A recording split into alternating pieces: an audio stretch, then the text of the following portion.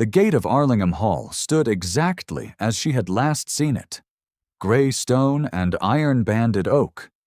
The carved heron perched in relief above the arch, with its wings slightly raised, as though it had been caught mid-flight and simply forgotten to come down. Eleanor Vane stood on the gravel drive and looked at that heron, and did not flinch. She had been here before. She knew precisely how the autumn light lay across that stone in the morning, flat and pale, without warmth. She knew the sound the iron handle made when a footman dragged it inward from the other side. She knew the exact quality of the silence that followed when a woman of no apparent consequence asked to be admitted to a house that had never heard her name.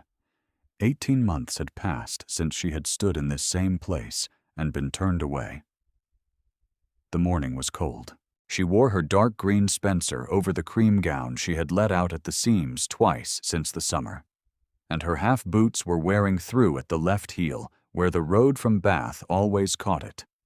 And she had not slept well in the coaching inn at Stroud because the walls were thin and the wind came under the door. She was 24 years old, and she had spent the better part of a year and a half in reduced circumstances that she had not earned and could not explain to anyone who had not known Countess Dorothea. The small wooden box was in her valise. The valise was at her feet on the gravel. The footman who appeared at the gate was young, and she did not know him. He looked at her the way young footmen in great houses are trained to look at uncertain visitors, with a careful blankness that concealed assessment. "Miss Vane," she said, before he could speak. "I have a matter of urgent business for his lordship. I will wait at the gate if necessary, but I will not leave." Something shifted at the edge of the drive, behind the footman's left shoulder. An older man, she realized, standing near the stable-yard wall. A groom she did recognize. He had been among the servants watching the last time she stood here, a still witness to Lady Constance's cool dismissal. He looked at Eleanor now, with an expression she could not name precisely, and then he turned and walked back toward the stables without speaking. She did not know whether that was a warning or a message. She waited. The gate opened. She had not expected that. She had expected resistance, or the footman's polite evasion, or at the very least the long, unhurried pause that great houses use to communicate their importance to those waiting outside them. What she had not expected was to be admitted within 3 minutes of arriving, as though she had been anticipated. She picked up her valise. She walked under the carved heron. She did not look up at it, because her hands were not entirely steady, and she could not afford to acknowledge the fact. What she did not know yet was why the gate had opened so easily. She did not yet know that the present Earl of Arlingham had returned from Hertfordshire 2 days prior, had spent those 2 days reading the household accounts his mother kept for the missing Countess's personal estate, and had reached a place in those accounts that made him cold and very still. She did not know that he had been looking for her. She did not know any of this. She knew only that she was inside the gate. It was a beginning. 18 months ago, even that had been denied her. The difficulty had begun with a rainy Monday in late January, 3 years after Eleanor had come to live in Dorothea's house as her companion, her reader, and in some private corner of the arrangement that neither of them named directly, her friend. The Countess of Arlingham was 61 years old, a widow of 12 years, a woman of precise intelligence and generous habit, and she had taken Eleanor in at 21 because Eleanor had been her late husband's goddaughter, and the late husband's family had done nothing whatever for the girl. Dorothea had done something. That was the kind of woman she was.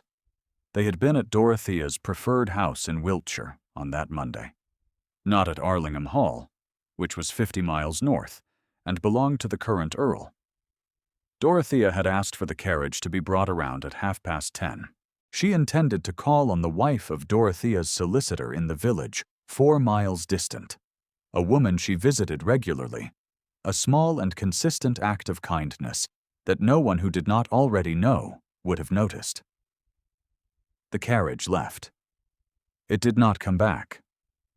By evening, they had sent men along the road.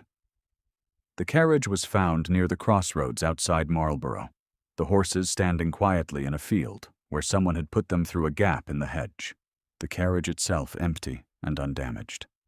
Dorothea was not in it. The coachman was not there.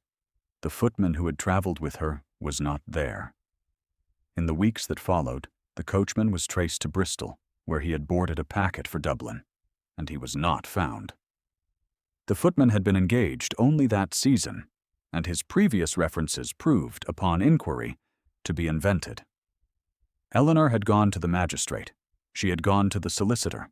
She had written to Richard Ashmore, Earl of Arlingham, at his regiment's last known address in Portugal, and the letter had gone unanswered because he was no longer in Portugal by the time it arrived. She had done everything she knew how to do, and nothing had moved.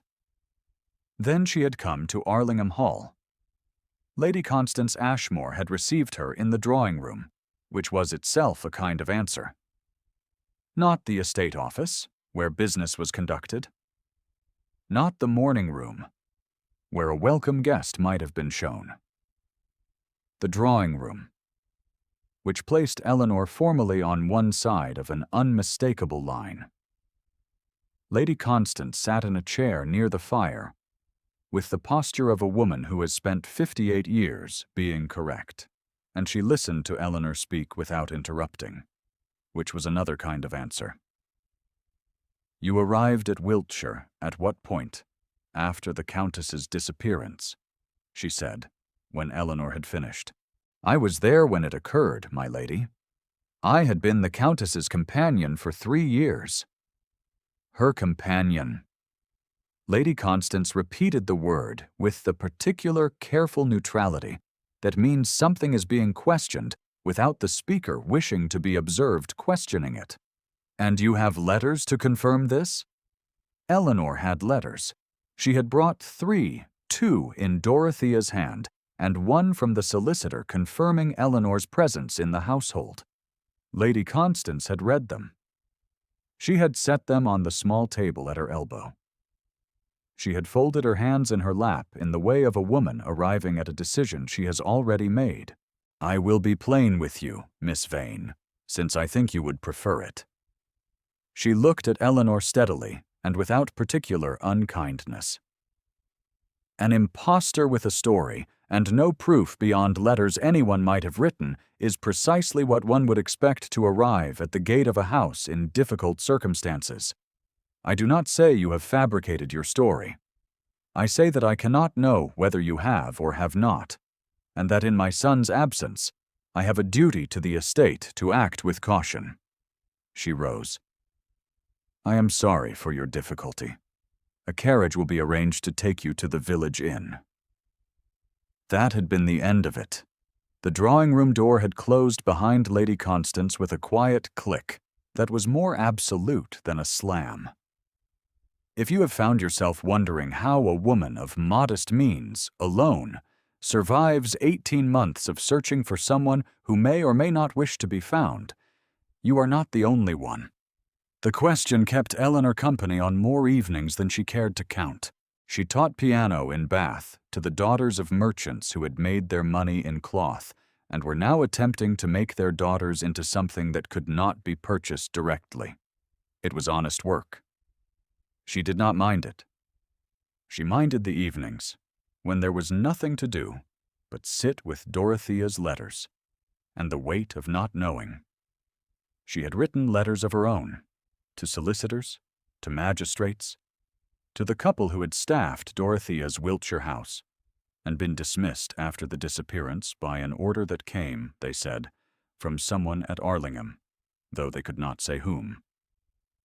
She had followed a name mentioned in one of Dorothea's letters, a contact in Bristol, and that had led her to a woman in Cheltenham who had heard something of a carriage headed south, which was not east toward Marlborough at all, and that meant the coachman had turned the wrong direction deliberately.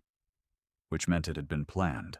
She had followed that thread until it led her to Bath itself, to a coaching inn on the London road, where the innkeeper's wife remembered a lady of a certain description who had posted a small package addressed to a Miss E. Vane, care of the inn, to be held until called for.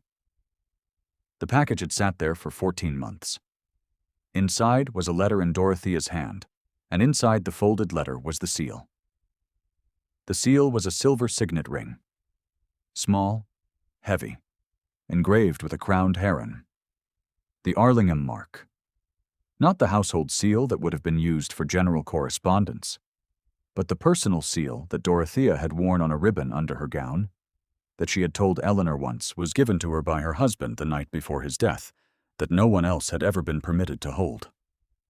The letter was not long. It named Gerald Ashmore, the present Earl's cousin, and the heir presumptive to Arlingham in the absence of issue, as the source of considerable pressure applied in the 2 months before the disappearance, pressure that had taken the form of insistence that Dorothea revise her personal estate arrangements in Gerald's favor. The letter named the solicitor Gerald had sent to her, a man called Whitmore, and it named the nature of his arguments, which had been escalating and not gentle. Dorothea wrote that she had refused. She wrote that she was afraid of what refusal would cost her, and that she was taking steps to protect herself, and that if Eleanor was reading this, then she had either failed in those steps or succeeded, and if she had failed, Eleanor would know what to do. Eleanor had read the letter 4 times. Then she had folded it carefully into the box with the seal. Then she had made arrangements to travel to Arlingham. The house received her in a way that nothing in her experience of it had prepared her for. The butler, a man named Grieve, who had looked through her the last time as though she were a draught from an open window, took her name and went away and came back and showed her not to the drawing room, but to the morning room, which faced south and caught what October sun there was. Mrs. Prewitt, the housekeeper, appeared briefly in the doorway of the morning room, with an expression Eleanor could not read, and then she was gone again. The man who came in was not, as Eleanor had half expected, Lady Constance. He was tall, and he moved with the particular economy of a man who has been in the habit of occupying difficult spaces, and not wishing to occupy too much of them. Dark brown hair, swept back from a level brow. A scar along the left jaw, pale against the weathered skin. He was wearing a navy-fitted tailcoat, and his cravat was precisely knotted, and he had the look of a man who had been doing paperwork for 2 days running, and had not slept well, and this made him appear neither less composed nor less commanding, only more exact. His gray eyes settled on her with the kind of attention that makes no show of itself. "Miss Vane," he said, "I am Arlingham. Please sit down." She sat. He remained standing, which she noticed. "You were turned away from this house 18 months ago," he said. "I was not present. My mother acted as she saw fit. I have been reviewing the household records for my aunt's personal estate, and I have encountered some irregularities that I cannot resolve. Without information I do not have." He paused. "I am given to understand that you were the Countess's companion. I would like to know what you know." Eleanor looked at him. He looked at her. His face was still. The way a face is still when what is behind it has learned not to let itself be read. "I will tell you what I know," she said. "First, I would like you to see something." She opened the small wooden box. She set it on the low table between them, and did not take anything out of it. She simply let him see the seal where it rested against the velvet lining, the crowned heron catching the morning light. Something happened in his face that she could not name. It was not surprise exactly. It was more like the particular kind of recognition that arrives when something you have been searching for appears in an unexpected place, and your certainty that it would never come collides with the fact that it has. "Where did you get that?" he said. "Your aunt posted it to me," Eleanor said. "I should like to tell you the whole of it." It will take some time. He sat down. His full attention settled on her in the same way it had when he first entered the room, without performance, without calculation. He did not interrupt her once. There was a small boy who lived in the nursery wing. Thomas Harling was 7 years old and the orphaned son of his lordship's deceased nephew, and he had been living at Arlingham for 10 months in the care of a nursemaid who was kind and a governess who had recently departed and had not yet been replaced. Eleanor discovered Thomas's existence on her second afternoon at Arlingham when she heard someone reading badly in the library and went to see who it was. Thomas was attempting to read a natural history of British birds to himself and was in difficulty with a word that turned out to be partridge. He had a narrow, serious face and dark eyes, and the air of a child who has been working very hard at not needing anything from anyone. Eleanor sat down beside him and corrected the word.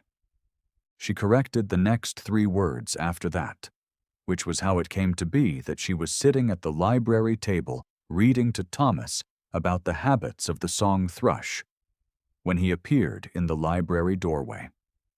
He stood there for a moment that was slightly longer than the time it would have taken him to simply turn around and leave. Eleanor did not stop reading. Thomas was leaning toward her the way children lean toward warmth without knowing they are doing it, and she kept her voice steady and even, and the song thrush in the book left its territory and moved on, as they do, to winter grounds farther south. When the passage finished, Thomas said, "There is one in the garden. I see it in the mornings." "Then you know more about it than the book does," Eleanor said. She looked up. He was still in the doorway. Their eyes met, and she saw that he had been watching longer than she had known, and his face held an expression that was not quite guardedness anymore, and not quite anything else she had a name for.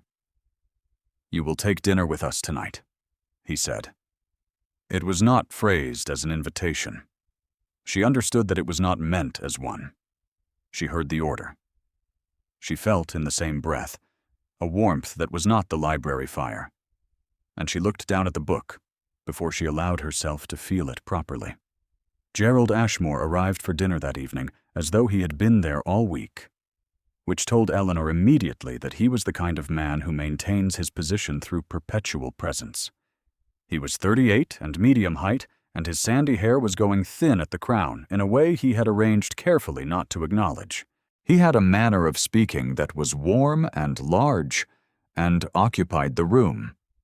And he was watching Eleanor from the moment she was introduced, with eyes that were neither warm nor large, nor inclined to occupy anything except the exact center of what he needed to know. Lady Constance presided at the head of the table with the precision she applied to everything, and she spoke to Eleanor with the measured courtesy of a woman who has not yet decided what Eleanor is, which was more than Eleanor had expected, and less than she needed. The table was set for 6. The remaining 2 guests were a local magistrate named Hartley and his wife, which Eleanor recognized as not accidental. Richard had invited witnesses. Gerald let the first 2 courses pass before he spoke. "I understand you have produced some kind of signet," he said, in the tone of a man making a passing observation about the weather. He was addressing the table, not Eleanor directly. "An Arlingham seal, I am told." The magistrate's wife looked up from her soup. "I produced the Countess of Arlingham's personal seal," Eleanor said, "which was sent to me by the Countess herself, along with a letter in her own hand." "A letter," Gerald said. He smiled. The smile did not reach his eyes. "Well, an impostor with a story and no proof is one thing. An impostor with manufactured proof is quite another kind of claim to manage." He picked up his wine glass. "I do not say you are such a person, Miss Vane. I only observe that anyone who wished to present themselves as a household intimate might arrange letters and seals to support the presentation." The room was very quiet. Eleanor felt her hand around the stem of her own wine glass and was aware, very precisely, of the pressure of it, the way her knuckle had gone white. She released the pressure deliberately, one finger at a time, and set the glass down without sound. "The matter," Richard said from the other end of the table, "is not yet concluded." His voice was level. It held no particular emphasis. Gerald looked at him, and the smile stayed in place, but something adjusted behind it, recalculating. Eleanor looked at him across the length of the dining table. He was looking at Gerald. Then, as though he had felt her attention, he glanced toward her once, briefly, and looked away again. She did not know what to do with that look. She had no framework for it. She stored it somewhere she would look at later, when she was alone. Perhaps you can feel where this is going. Perhaps you already sense the shape of what is building inside that house on those October evenings. If so, stay close. What happened next in the study was not what Eleanor expected, and it changed everything. On the third morning of her visit, Richard sent word that he wished to speak with her in the study. It was not the request of a man who had made a decision. It was the request of a man who was in the process of making one, and she could feel the difference. The study was a room with bookshelves floor to ceiling on 2 walls and a fireplace on a third, and the desk was positioned so that the light from the window fell across it from the left, and there were papers on the desk that he had clearly been reading before she arrived. He was standing when she entered, which she was beginning to recognize as his habit. A way of meeting the day from a position from which he could move in any direction. "Tell me about the letter," he said. "Everything she wrote." She told him. She watched his face as she spoke. When she reached the part about Gerald and the pressure, about the solicitor named Whitmore who had come to Dorothea in the month before she vanished, she saw something settle in Richard's expression, something that had perhaps been suspended for a long time, and now came to rest like a weight, finding its level. "I suspected Gerald," he said. "Not to her, quite. More to the middle distance above the desk." Then he gathered himself and looked at her. "I could not prove it. I did not know what I was looking for." "You were looking for her," Eleanor said. The word "her" landed between them plainly. He moved to the window. His hand rested against the frame for a moment. "I was not here," he said, "when she disappeared. I was in Portugal, and then I was in the south of France, and then I was in Hertfordshire, and the letters took weeks in each direction, and I came home to find it over and done, and my mother satisfied that no one of consequence had been harmed." He paused. She was wrong about that. He did not say anything for a moment. Then he said quietly, not looking at her, "I gave an order at the town of Orthez in February of 14. I ordered a retreat.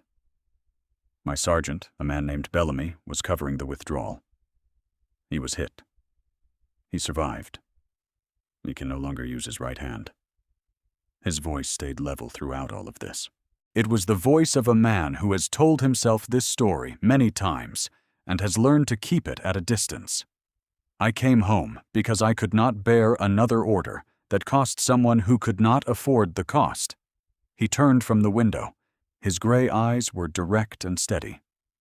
"And then I came home, and Dorothea was gone, and I could not find her.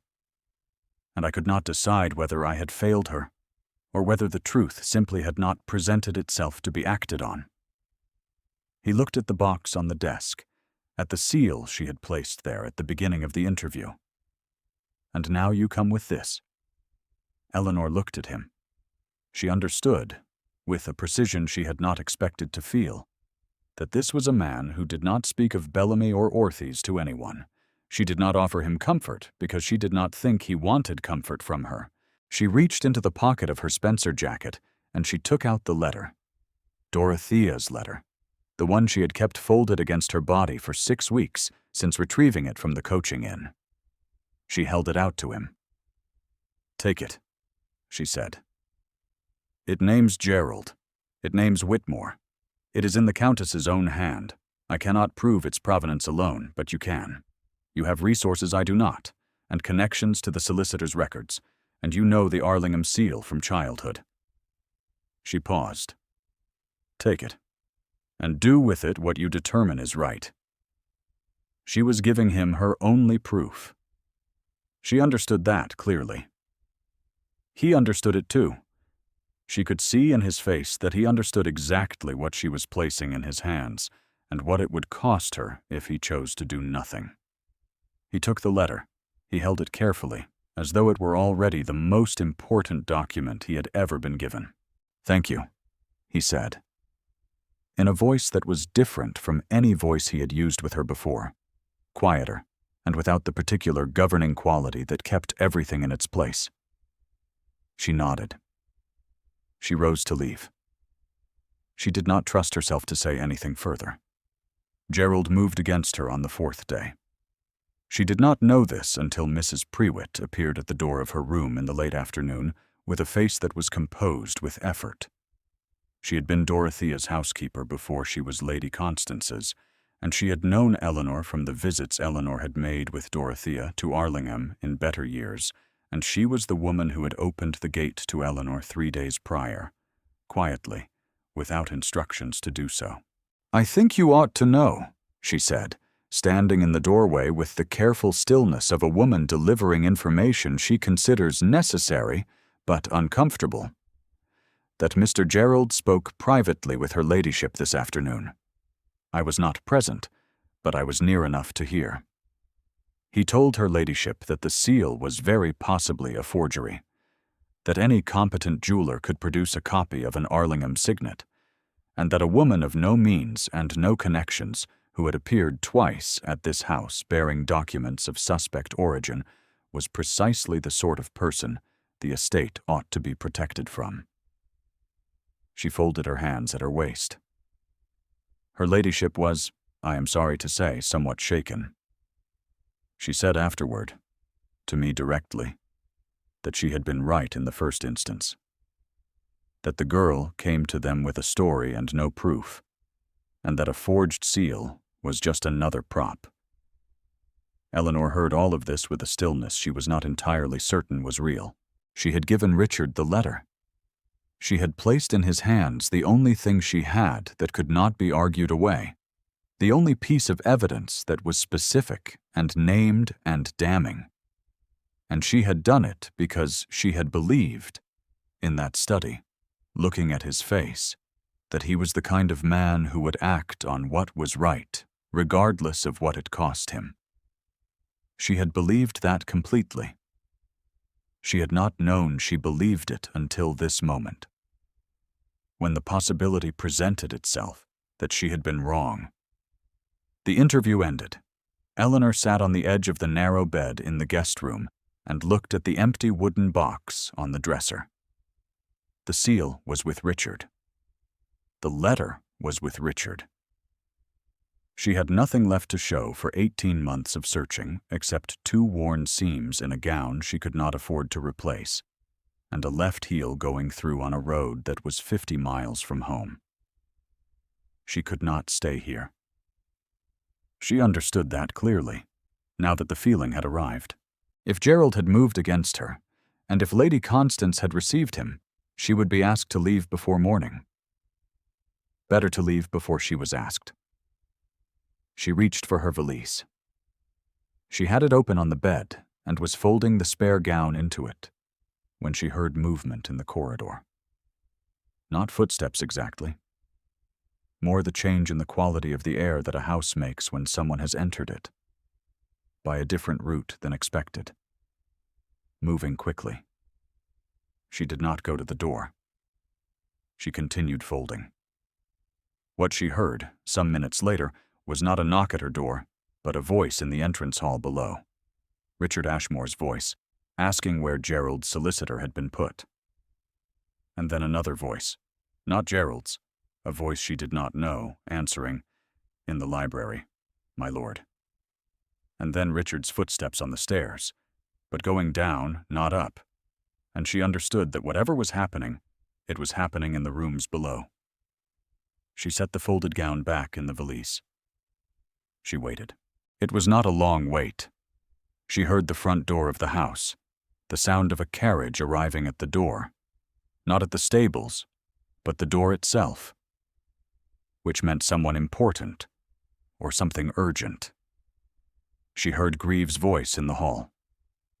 She heard a second man's voice, older, with the particular measured quality of a professional man who has been called in at an inconvenient hour and is not surprised by this. She heard Lady Constance, descending from somewhere, asking a question she could not make out.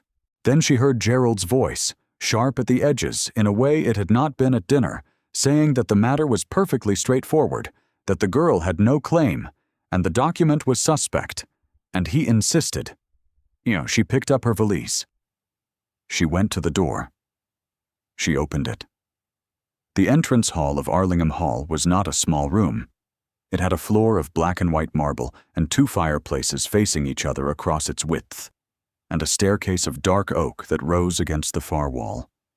And in the late evening, it was lit by 4 candelabras that cast warm pools of light across the marble and the faces of the people gathered in it. There were more people than Eleanor had expected.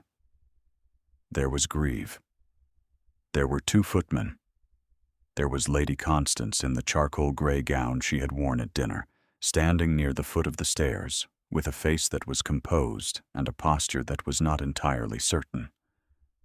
There was Gerald with his sandy hair and his borrowed confidence, standing beside a younger man in a traveling coat who held a leather satchel and was not meeting anyone's eyes. There was the housekeeper at the edge of the room near the service door. And there was a white-haired man in a dark coat, whom Eleanor had never seen before, standing near the door to the study, as though he had just come out of it. And there was the Earl. He was standing at the center of the hall, with a quality of stillness that the room had organized itself around, without any of them apparently realizing it. He was holding the letter, Dorothea's letter, open in one hand. In the other hand he held a second document, folded, sealed with a different seal. His gray eyes, when they came to Eleanor at the top of the stairs, were completely steady. She descended. "Miss Vane," he said, not loudly. Without inflection. He watched her come down the stairs, as though he had been waiting for her, and had expected no less of her than this. Gerald stepped forward. He had the air of a man who has rehearsed the next few minutes. "Now see here. I think we can agree that whatever this young woman has produced, the proper course is to have everything examined by an independent authority. And until that examination is complete, there is really no basis for her continued presence in this house, which I for one consider irregular in the extreme." The white-haired man, who had not moved from his position near the study door, said, "I am Sir Edmund Crawley, solicitor, of Gray's Inn. I have been in Lord Arlingham's employment for 3 years. I have spent the last 4 hours examining the seal in question and comparing it against the authenticated records in the Arlingham Estate Archive." His voice was the professional voice Eleanor had heard from below, measured, unhurried, accustomed to rooms that needed to be calm. "The seal is genuine. The letter is genuine. The Countess's instructions are clear, properly witnessed, and in proper legal form.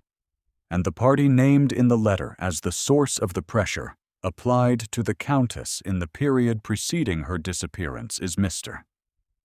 Gerald." The room was very quiet. Gerald's solicitor, the younger man with the satchel, had gone very still. Lady Constance looked at Richard. Then she looked at Gerald. Whatever she saw in Gerald's face in that moment, it was the expression of a man whose script had arrived at a word he did not know and could not read through. Richard crossed the marble floor to where Eleanor was standing. He moved without hurry, without drama, with the same economy of motion that was simply how he moved in every room. And he stopped beside her, and he stood beside her, so that they were facing Gerald and the rest of the entrance hall together. Gerald made one more attempt. His confidence was cracking at the edges now, the careful warmth going uneven. "She is an imposter with a story, and a very well-made prop," he said. "Anyone can see that. Anyone who is not predisposed to be taken in." Richard looked at him. The look was not unkind. It was simply complete. "Miss Vane is here at my invitation," he said, "and will remain so." 11 words. No more. The silence that followed was not the silence of a room waiting for more. It was the silence of a room in which something had been settled, and everyone present understood that it had been settled. And the only question remaining was how long Gerald would take to understand it, too. Gerald took approximately 4 seconds. The color went out of his face in a very specific way, starting at the jaw and moving upward, and his solicitor took a small step backward that was probably not conscious. Lady Constance, at the foot of the stairs, sat down in the chair beside the newel post with a quietness that was not collapse and not quite surrender, and was perhaps something closer to relief. Gerald left before supper was called. 2 weeks is a short time in which to overturn 18 months of uncertainty, and yet the world has a way of moving quickly once it decides to move. An inquiry was opened by the Magistrate Hartley, with Sir Edmund's documentation as its foundation. Letters went to Somerset, following a trail that Dorothea had apparently been preparing, and in the 3rd week of November, word came back from a small village outside Wells.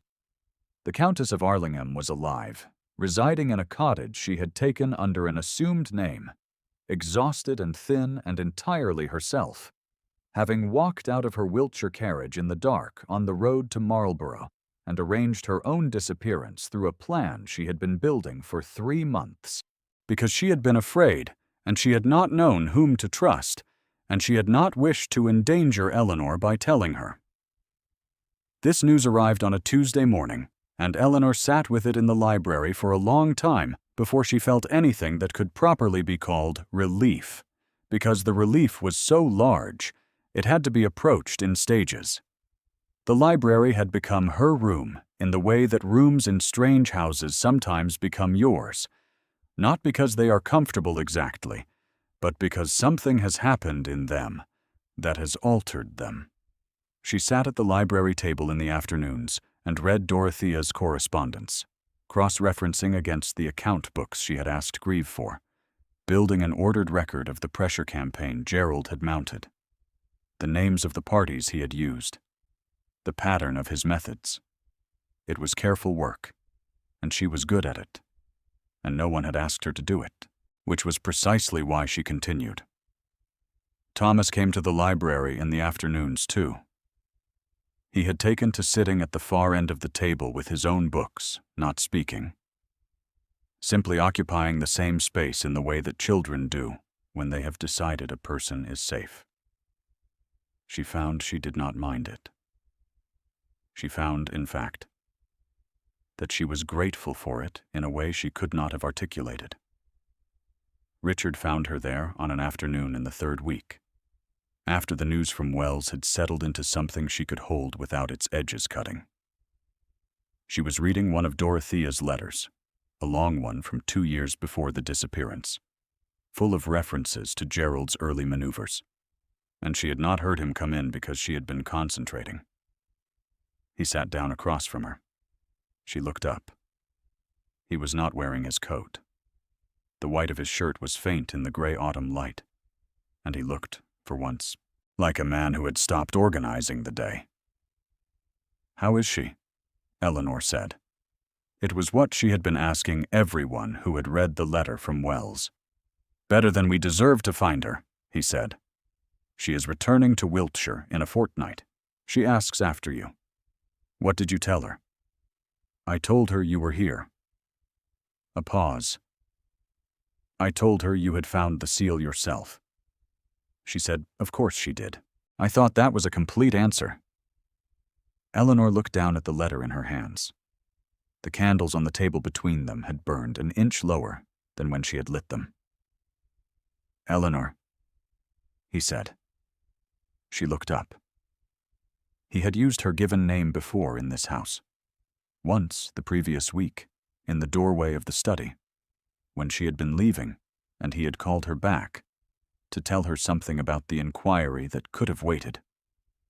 She had understood even then that it had not been about the inquiry. She understood it now more fully. He reached across the table.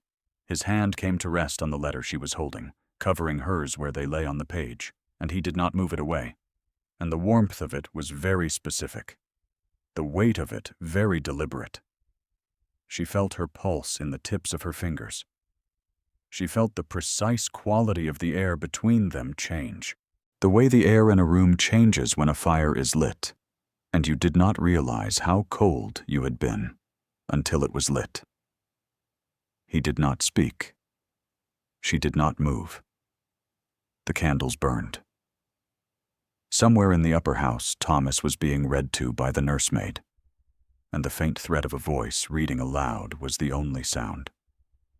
A child's story being told to the end of the day. After a long moment, he turned his hand over under hers, and his fingers closed, gently, around her hand. "I would like," he said very quietly, "to know what you intend to do next." She considered this question with the seriousness it deserved. "I intend to complete the record," she said, "for the inquiry. It should take another week, perhaps 2. "And after that?" She looked at him. His gray eyes were steady and direct, and held the particular quality of attention she had first noticed the morning he received her in the morning room, as though she were the only thing in the room worth attending to. "I did not have a plan beyond finding the seal," she said, which was true. "Then I would like to propose one." He did not propose it immediately. He simply held her hand on the library table while the candles burned lower, and the light outside the window went from gray to dark. And at some point, the darkness outside resolved into the first snow of the season, fine and quiet, coming down against the glass without any sound at all. The library window held it, a white quiet settling over the stone and the grounds, and the gravel drive where Eleanor Vane had stood, twice, in very different kinds of uncertainty. The heron above the gate was invisible in the dark. The estate was still. The housekeeper brought tea in at 6:30 and found them still at the table and set the tray down without comment, because she was a woman of long observation and considerable discretion, and she had worked for a countess who had believed that the small, quiet dignities of daily life were the ones that lasted. The wooden box sat on the corner of the library desk. The seal was inside it. The crowned heron, wings raised, had come home. The snow went on falling. Eleanor did not leave. He did not ask her to. Thank you for staying with Eleanor to the end. If her journey moved you, leave a word in the comments. It means more than you know.